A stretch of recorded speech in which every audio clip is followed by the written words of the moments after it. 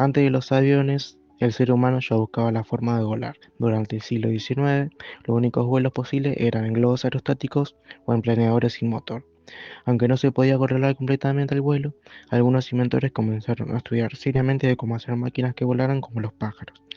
Uno de los más importantes fue George Cayley, que en Inglaterra diseñó los primeros conceptos de aviones con alas fijas y estableció ideas básicas como la necesidad de sustensión, propulsión y control.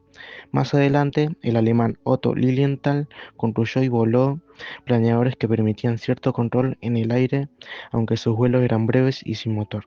Sus experimentos fueron fundamentales para entender cómo volar. El inicio del CBN llegó en 1903, cuando los hermanos Wright en Estados Unidos lograron el primer vuelo motorizado, controlado y sostenido. Fue el 17 de diciembre en Carolina del Norte con su avión llamado Flyer.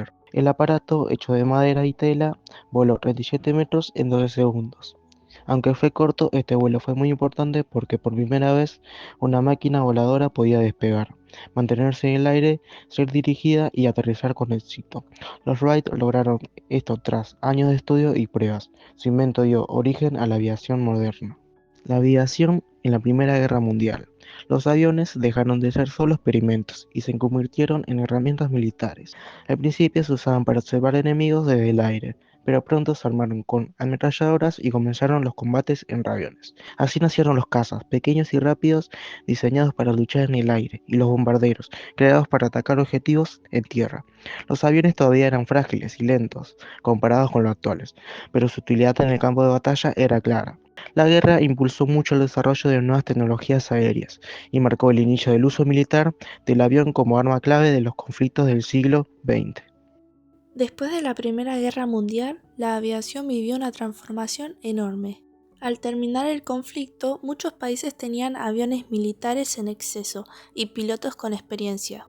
Pero ya no estaban en guerra, entonces estos aviones empezaron a usarse con otros fines, como el correo aéreo y el transporte de pasajeros.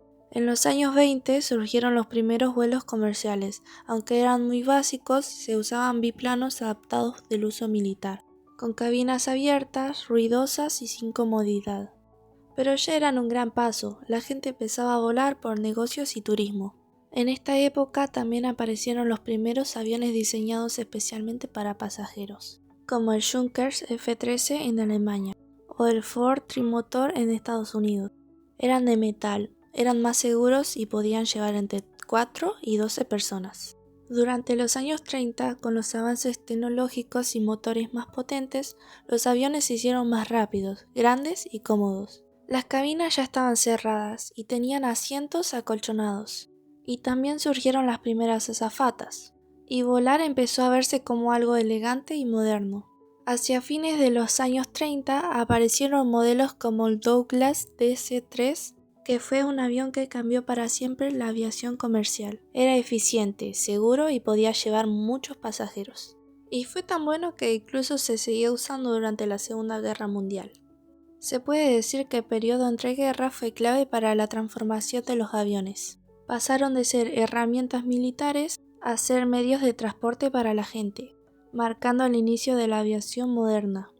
La Segunda Guerra Mundial fue el momento en que la aviación se volvió fundamental para la guerra. Los aviones ya no eran una novedad, ahora eran armas poderosas en el aire, en el mar y la tierra.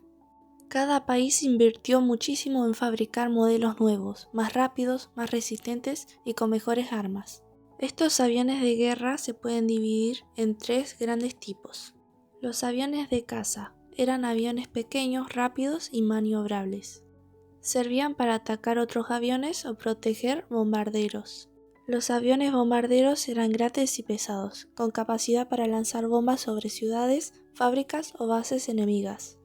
Y finalmente los aviones especiales. Hubo aviones torpedos, aviones espías, bombarderos en picada como el Stuka alemán, e incluso el primer avión a reacción de combate, que este es su nombre. Es muy difícil de decir. La guerra también impulsó muchas innovaciones tecnológicas. Mejores motores, radares, fuselajes metálicos, cabinas cerradas y vuelos más altos y largos. Además, se empezó a pensar en la aviación a chorro, que cambiaría todo en el futuro. Gracias a los aviones, la guerra se volvió global. Se podían atacar ciudades a miles de kilómetros.